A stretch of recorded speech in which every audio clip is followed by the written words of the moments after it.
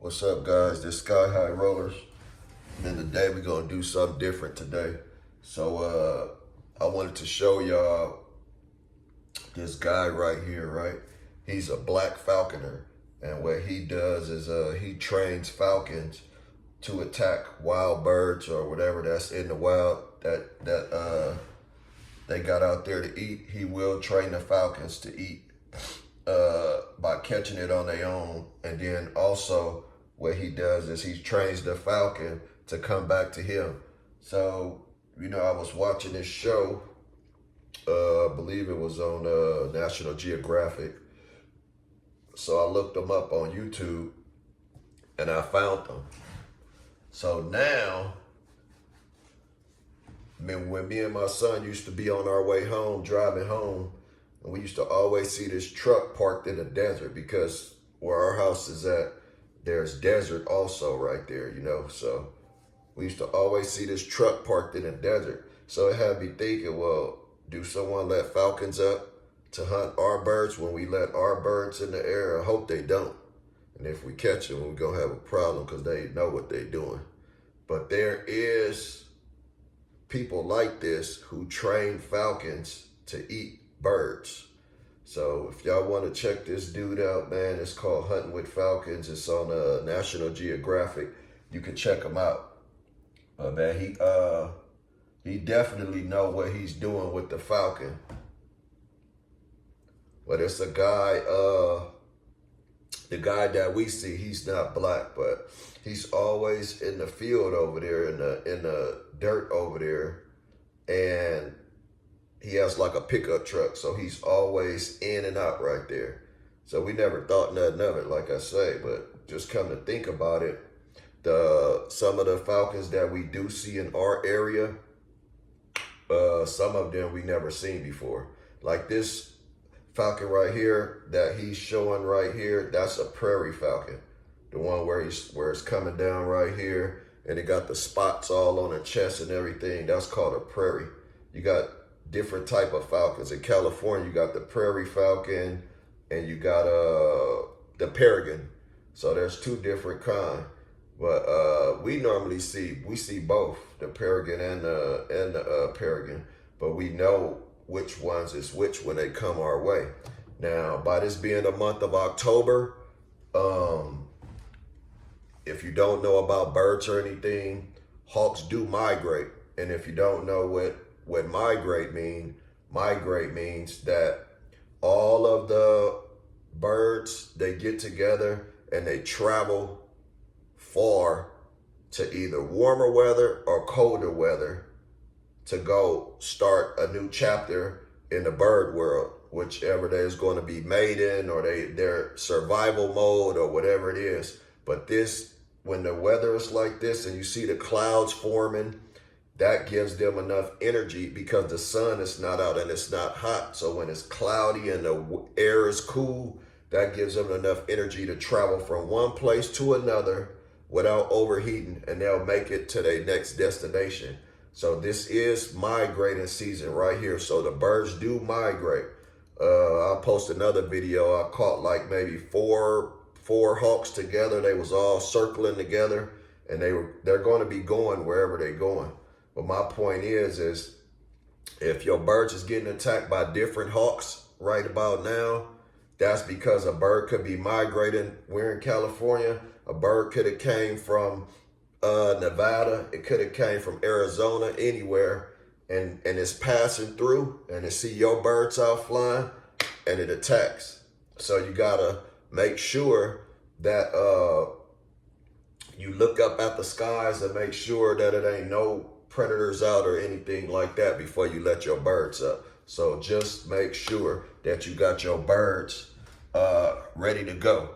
So another thing is beyond the migrating, because the birds migrate right now, I believe they're going to, I would say maybe warmer temperature, because it's going to get cold out here. So I know they migrating.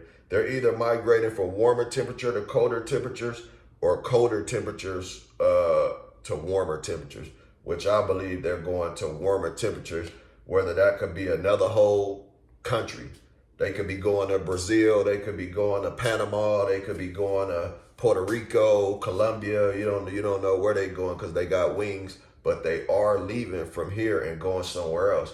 Now, with that in mind, they do have a few birds that will hang around falcons, and then they'll hunt off our birds. Those are the birds that's been here already, though. So they're real territorial also. So the ones that's here right now, they will protect their territory, but there are others that's passing by. But if you really pay attention, like this dude here, you got to watch the show.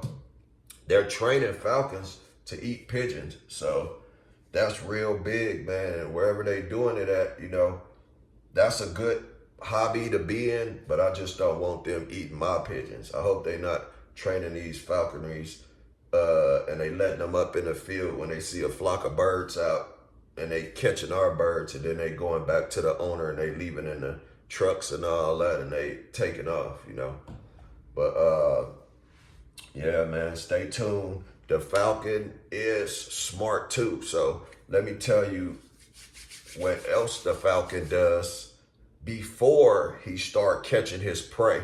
So right now, okay, our birds is up right now. We're flying them every other day. There's no attacks, anything right now. About maybe a week and a half ago, we got attacked 2 days in a row. So the falcon came. He didn't really try to go after him. So this is how the falcon trick your roller pigeons.